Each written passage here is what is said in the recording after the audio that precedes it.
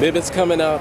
Why is the MIBT so important to the Mississippi National Guard and Mississippi in general? Well, the reason the MIBT is so important to the Mississippi National Guard and the 155 Brigade Combat Team in particular is that it helps us to validate the readiness of this particular brigade.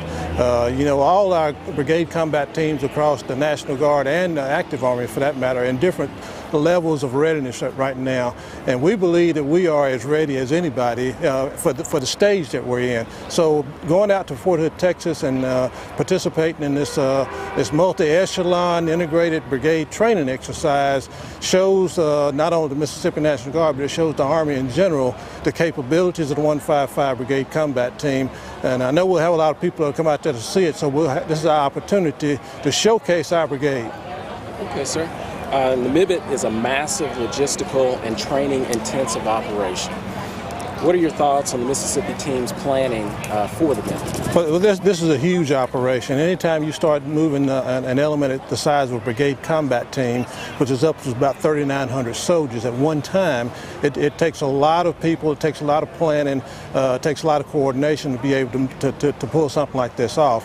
And to move this brigade from Mississippi across Louisiana all the way into Texas is a huge undertaking. That's why we have other members of the Mississippi National Guard that are not part of the 155 that are participating, such as the 184th Expeditionary Sustainment Command. They're the organization that's responsible for actually moving the brigade. And we also have some assistance from our Air National Guard with the 172nd Air Wing, who will be transporting many of our soldiers on C-17 aircraft. So in order to coordinate all of that, the Joint Force Headquarters also had to be involved.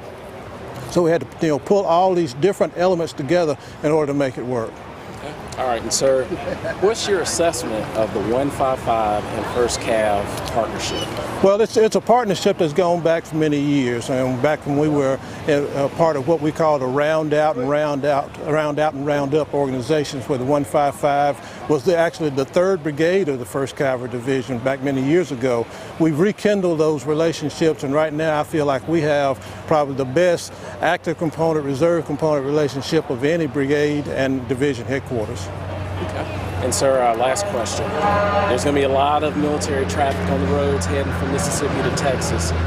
What are your comments, what's your message to motorists out there in terms of safety with our convoys? Well, our convoys, we're going to move about 800 vehicles. We're going to convoy those vehicles from Mississippi to Texas.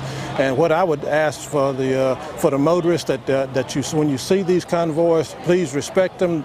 I know they'll be driving a little slow, and we'll ask you to go ahead and pass them, but don't intermingle with them, because it creates a safety concern when you do that. So just respect the soldiers as they try to get from here to this outstanding training event that they're going to have out in Fort Hood, Texas. But also just be safe.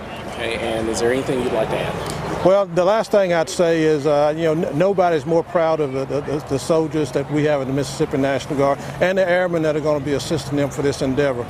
They're going to go out to Fort Hood, Texas. They're going to do an outstanding job, and they're going to make Mississippi proud. All right, thank you, sir.